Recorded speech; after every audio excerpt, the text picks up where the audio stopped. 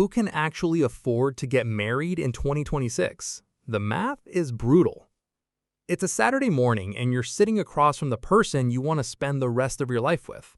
You've got coffee, you've got a ring that's already been purchased, probably on a payment plan you're not totally comfortable with, and you've got a laptop open to a wedding venue website.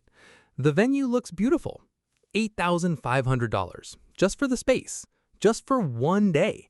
Not the food, not the flowers, not the photographer who charges $4,000 and is somehow already booked 14 months out. Just the space. You and your partner look at each other. You do the thing couples do, that silent negotiation where nobody wants to be the one who says it out loud. And then one of you quietly closes the laptop. Not because you don't want to get married, but because somewhere between the seating chart and the catering quote, the wedding stopped feeling like a celebration and started feeling like a financial crisis you're voluntarily walking into. You're not being dramatic. You're not being unromantic. You're just one of millions of American couples who sat down in 2026, ran the actual numbers on getting married, and thought, who on earth can actually afford this? My name is Nick, and today we're going to answer that question with real math, real data, and zero judgment, because the wedding industry has been very quietly getting away with something for a very long time, and it's time somebody put it on a whiteboard. Let's start with the number that breaks people immediately. According to the Knott's 2025 Real Wedding Study, the largest annual wedding survey in the United States, the average cost of a wedding in America is now $35,000. Let that sit for a second. $35,000. That is more than the average American saves in an entire year. That is a down payment on a house in most of the country. That is 35,000 reasons why 36% of couples who got married in 2025 are starting their marriage in debt specifically because of the wedding. But here's the thing about averages. They hide what's actually happening. That $35,000 national average includes weddings in rural Mississippi and small-town Kansas where you can rent a barn for $800 and your aunt makes the cake. The moment you add a major metro area to the equation, the number explodes. In New York City, the average wedding now costs $46,000. In San Francisco, $42,000. In Washington, D.C., $40,000. In Chicago, $38,000. In Boston, $37,000. And these are averages. Half of all weddings in these cities cost more than these numbers. Now let's compare that to what the average American couple actually earns. The median household income in the United States is $83,730 according to the Census Bureau's most recent data. After federal and state taxes, that household takes home somewhere around $62,000 to $65,000 per year. So we are asking the median American couple to spend roughly 55% of their entire annual take-home pay on a single day. Not a house, not a car, not a year of living expenses. One day. One very beautiful, very expensive, very heavily photographed day. And then we act surprised when couples start their marriages stressed about money. Before we go further, I need to explain something that the wedding industry absolutely does not want you to understand. There's a pricing phenomenon that economists call the wedding tax. It works like this. Call a catering company and ask for pricing on a corporate lunch for 150 people.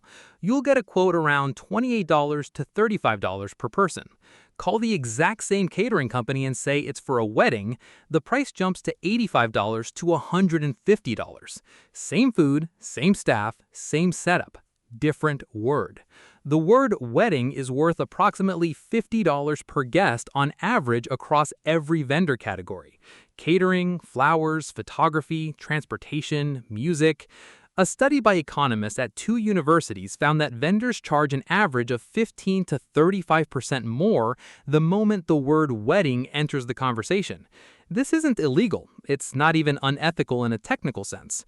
But it is a system specifically designed to extract maximum money from people during one of the most emotionally compromised purchasing decisions of their lives. Because here's the psychological trap of wedding planning. You're not just buying a party. You're buying proof of how much you love someone. And the entire industry is built on the implication that spending less means loving less.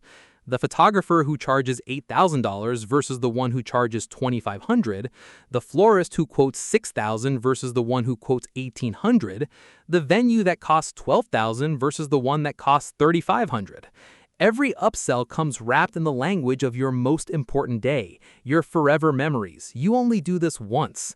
And it works, because nobody wants to be the couple who cheaped out on their wedding, even if cheaped out means spending $18,000 instead of $35,000.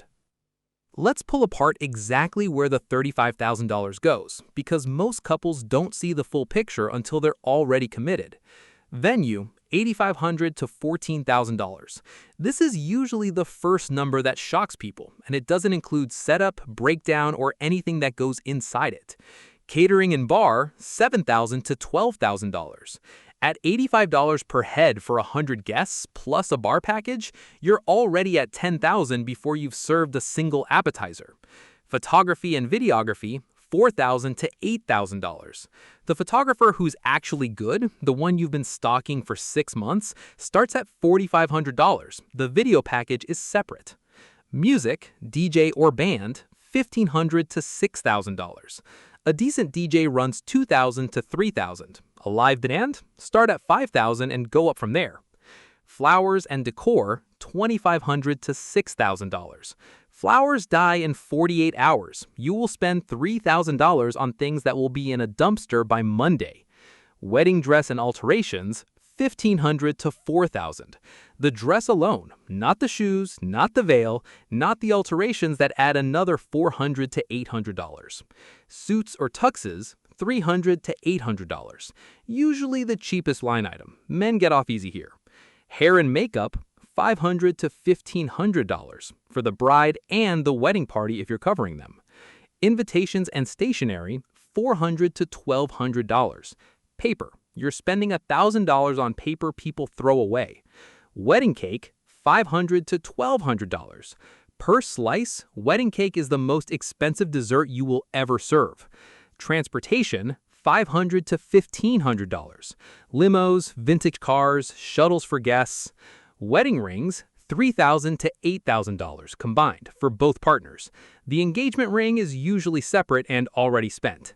Wedding planner, $2,000 to $5,000, if you hire one. Many couples do because planning a wedding is essentially a part-time job. Honeymoon, $4,000 to $10,000, often forgotten in the wedding budget because it feels different. It is not different. It is money. Miscellaneous, tips, marriage license, rehearsal dinner, day of emergencies, $1,500 to $3,000. Add it all up at the conservative end, and you're at $38,800. That's the conservative end, and none of this includes the engagement ring, which, according to the Knot, averages $5,500 in 2025, with 1 in 20 couples spending over $10,000. Let me introduce you to Ryan and Sofia. They're in their late 20s. Ryan is a project manager making $68,000. Sofia is a graphic designer making $61,000. Combined income, $129,000. They're doing well, better than most of their friends. They have a Spotify premium account and a dog. They've been doing everything right. They got engaged 8 months ago. They want a wedding for 120 guests. Nothing crazy, just a real wedding, the kind their parents had, the kind that shows up in photos they'll keep forever. Here's their math.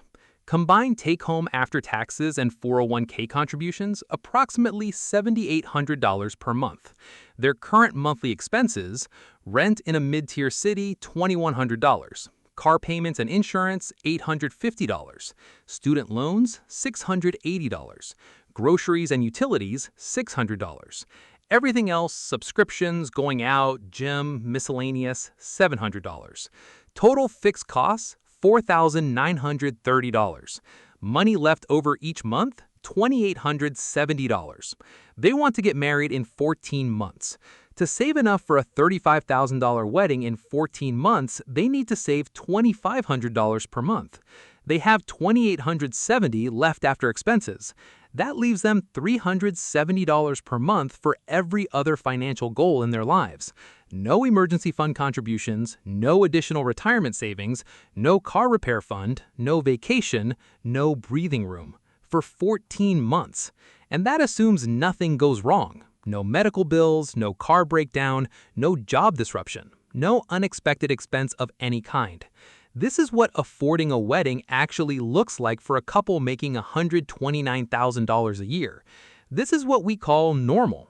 Here's what that planning period feels like day to day. It feels like declining every social invitation because you're in wedding saving mode. It feels like fighting with your partner over whether the upgraded appetizer package is worth $800. It feels like your engagement, supposedly the happiest time of your relationship, becoming the most stressed financial period of your life together. It feels like starting your marriage having spent every dollar of savings you had. It feels like your first year of marriage being about rebuilding the financial foundation you had before you planned the wedding. This is what we normalize. This is what we put on Pinterest.